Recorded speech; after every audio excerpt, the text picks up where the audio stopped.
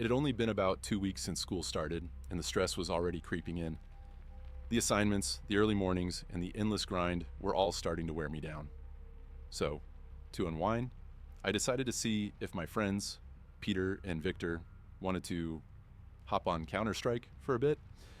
My mom and sister were out shopping, my dad was working late, and I had the house to myself. A rare and welcomed silence. After burning a batch of pizza rolls, I finally got online around 8 p.m. We played a few rounds, but it was one of those nights where nothing seemed to go our way.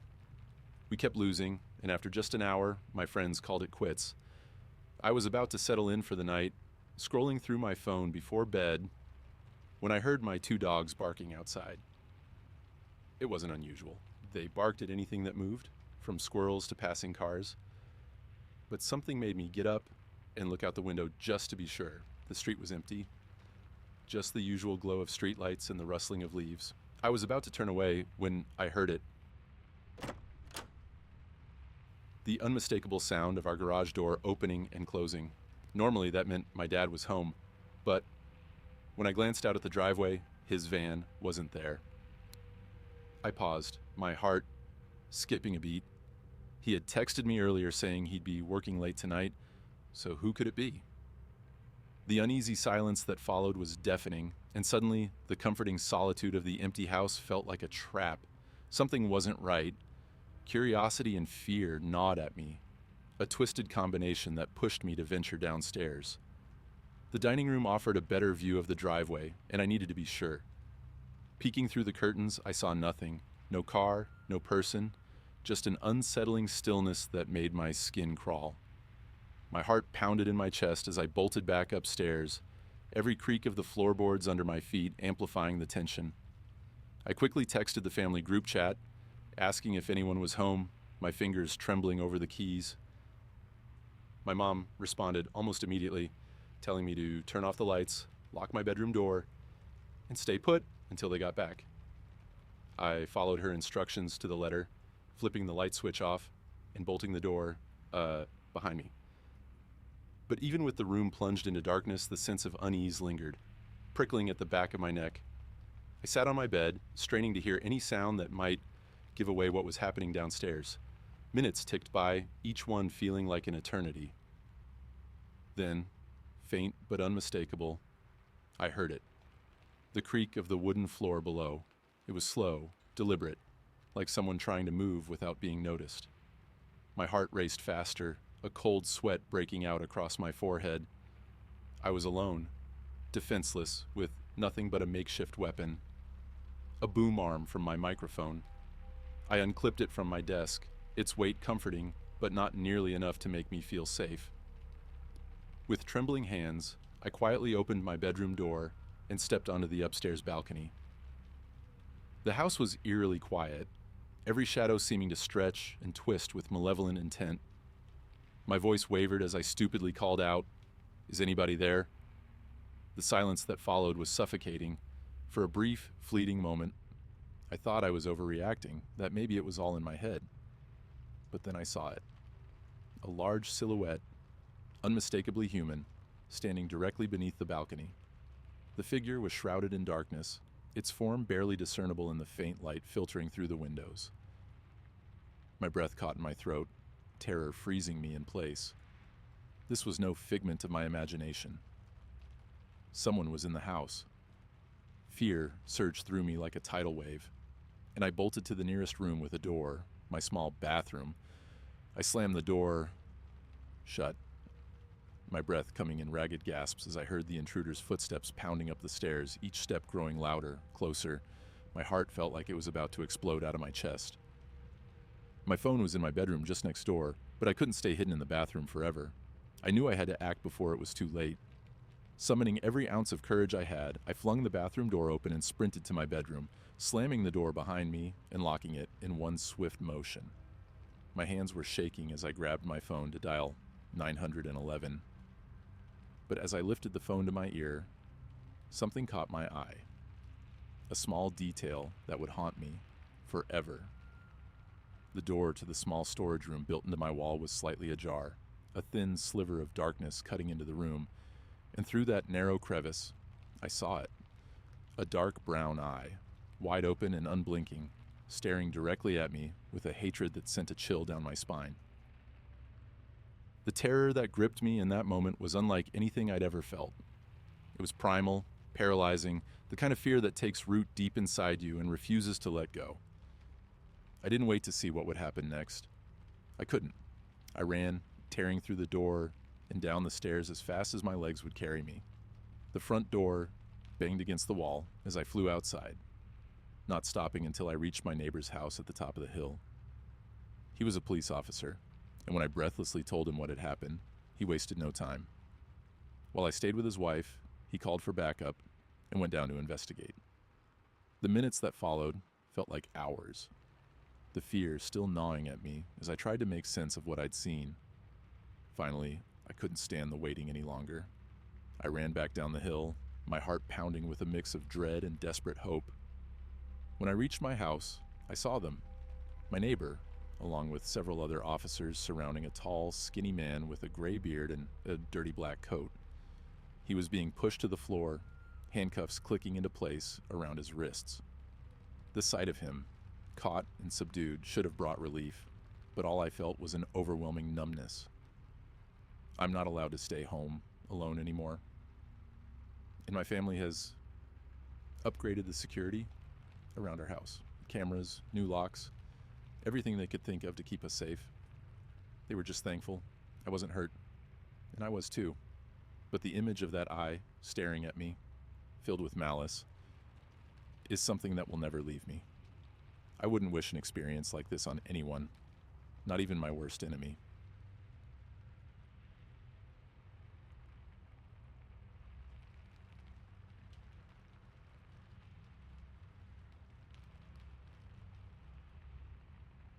A few months ago, I was out on a late-night DoorDash run. I usually only drive for them part-time, squeezing in about 10 to 15 hours a week when I can.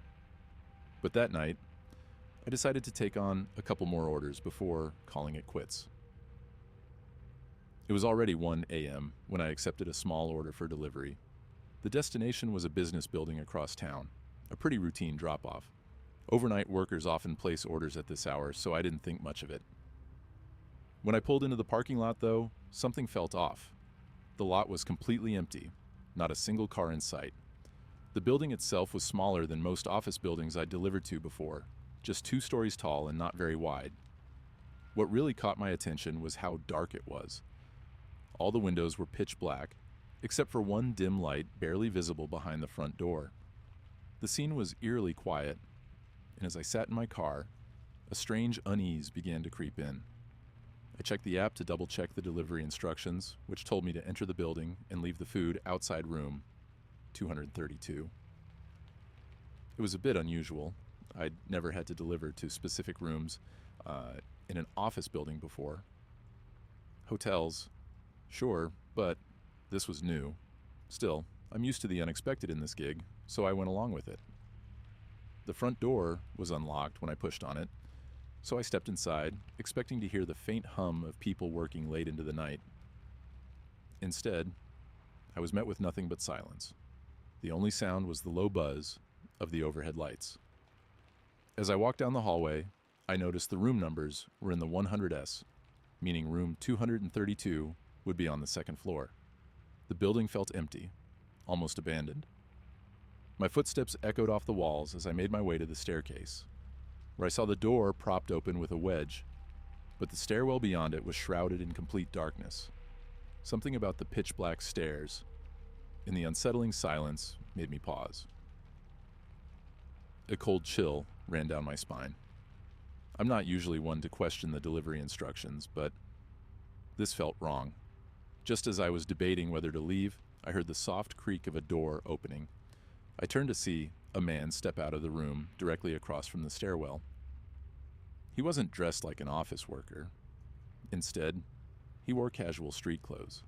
His presence felt out of place, almost wrong. He didn't say anything at first, just stared at me with an unsettling intensity. Then, in a low voice, he pointed towards the dark stairwell and said, "232 is up there." I nodded, but my feet stayed rooted to the spot. There was something about the way he looked at me, something in his eyes that sent alarms ringing in my head. He didn't move. Didn't say anything else. Just kept staring at me, waiting for me to make a move. Every instinct screamed at me to turn around and leave, but I was caught in that moment, frozen by the tension hanging in the air. For a few tense moments, we stood there, locked in a silent stare. The man's eyes were dark, filled with a simmering anger that made my skin crawl.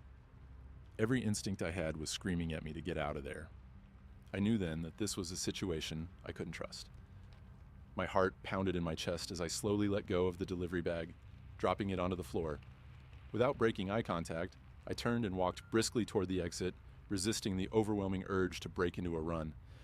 As I pushed open the door and stepped outside, I heard his footsteps echo behind me, heading up the stairs. I reached my car in record time, jumped in, and sped off, my hands trembling on the steering wheel. I was too shaken to fully process what had just happened, but I knew I had narrowly escaped something bad. The next day, my phone rang. It was the police. They explained that the office building had reported a break-in and the CCTV footage had captured my car in the parking lot, leading them to track me down. When I went to the station to answer their questions, they showed me the footage. What I saw made my blood run cold. There were 3 intruders in the building that night.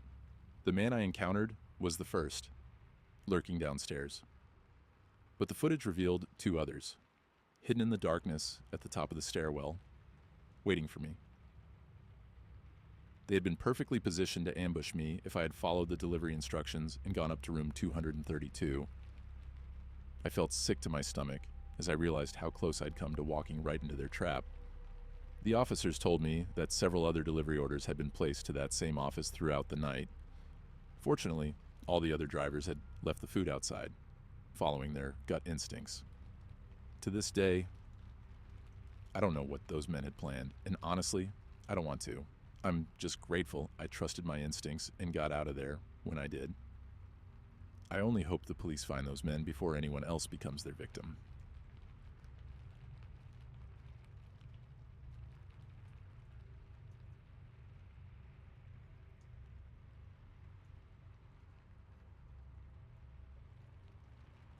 I am a manager at a mid-sized grocery store, and my shifts are usually 10 hours long, mostly during the overnight hours.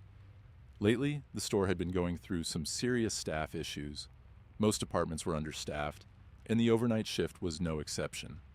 Normally, I'd have at least one guy helping me with the stocking 5 nights a week, but tonight, it was just me. After clocking in at 10 p.m., I found myself alone by 10:15. The silence of the empty store settled in quickly, but I didn't let it bother me. I had too much to do. I started off in the office, crunching some numbers and double-checking inventory lists. It was the usual routine, and once that was done, I moved to the more daunting task, pulling out loads of boxes to start stocking the aisles. Despite knowing I was on my own, I was determined to get everything done. The hours stretched out in front of me. But I knew if I worked quickly and didn't stop for breaks, I might just manage to finish before morning. The store felt unusually quiet tonight, the only sounds being the rustling of cardboard and the hum of the overhead lights. Suddenly, a tapping sound echoed through the empty store. I froze, my hands hovering over a box I was about to unpack. The sound was soft but deliberate. Someone was tapping on the front window. It was 2 no deliveries were expected, and the doors were locked. There shouldn't have been anyone outside. I cautiously walked down the aisle toward the front, every step feeling heavier as the store's silence deepened. When I got close enough to see through the windows, there was a man leaning against the glass, peering inside. His face was pale, his clothes disheveled, and he looked like he might have been homeless. His eyes locked onto mine the moment I came into view, and he straightened up, still staring. I approached the door cautiously and asked, "Can I help you?" My voice came out stronger than I felt. "Open the door," he said flatly. There was no emotion in his voice, no urgency, just a command. His face was blank, expressionless, like he wasn't fully there. "We're closed," I replied firmly. "You can't be here." I started to turn away, thinking that would be the end of it, but then came a loud, sudden bang against the glass. I flinched and spun back around. The man was now pounding his fist against the window with an unsettling force, his earlier calm replaced by visible rage. His face was twisted into a scowl, his eyes wide and furious as his fist slammed against the glass again and again. "Leave," I said loudly, holding up my phone for him to see. "I'm calling the cops." That seemed to get through to him. He slowly stopped banging on the window, his enraged expression never faltering as he stared at me for a long moment. Then, without a word, he turned and walked away, disappearing into the dark parking lot. I watched him go, my heart pounding, the adrenaline making me feel shaky. After a minute of staring into the emptiness outside, I put my phone away and forced myself to get back to work. We get weirdos in this area all the time, I told myself. No need to overthink it. But barely 15 minutes had passed when I heard another sound, this one sharp and metallic. It was like something had snapped or been forced apart. My stomach dropped, and I instinctively dropped what I was doing and ran up to the front. Something was wrong. Very wrong. When I reached the entrance, my breath caught in my throat. The revolving glass door's bolt lock wasn't just unlocked, it was gone, completely removed, leaving the door unprotected. My heart pounded as the reality of the situation set in. Someone had broken in, and they had done it silently, methodically. My mind raced as I turned to head back to the office to call the police, but I didn't even get a step away before I froze in place. The man from earlier was standing right behind me, just a few feet away, his eyes locked onto mine with that same furious, unblinking stare. He didn't say a word, but his intent was clear, and it was terrifying. My instincts took over, and without a second thought, I spun around and bolted for the revolving door. I pushed through it with all my strength, bursting out into the parking lot, my footsteps echoing as I ran. Behind me, I could hear the man's footsteps, quick, heavy, and relentless. My heart pounded in my ears as I sprinted towards my car, but then I heard the screech of tires. An old van came hurtling towards the entrance, its headlights cutting through the darkness. It swerved as it barreled straight towards me, nearly clipping me as I dove out of the way. I didn't stop to look. I just kept running, fueled by pure adrenaline, until I reached my car. My hands were shaking as I fumbled with the keys, finally managing to unlock the door and scramble inside. When I looked up, the man was gone. The van, too, was speeding out of the parking lot, disappearing into the night as quickly as it had appeared. My breath came in ragged gasps as I reached for my phone, hands trembling as I dialed 911. The minutes felt like hours. As I waited for the police to arrive, my eyes darting to every shadow, every corner of the lot, expecting him to return at any moment. The next few hours were a blur of flashing lights, questions, and explanations. I told the cops everything that had happened, from the first tap on the window to the moment I barely escaped the van. They took my statement, but all I could think about was how close I'd come to something far worse. The next day, we reviewed the security footage, hoping for answers, but the grainy images only left us with more questions. The man had indeed broken into the store, and the missing bolt was clear evidence of that. But the footage wasn't clear enough to give us a good look at his face, or to see who was driving the van. The police were almost certain they had been planning to abduct me, but their reasons were unknown. I still don't know why they targeted me, or what would have happened if I hadn't been quick enough to escape. But one thing is for sure, if I hadn't acted when I did, I might never have been seen again. The thought of it still keeps me up at night. The memory of that man's enraged stare burned into my mind,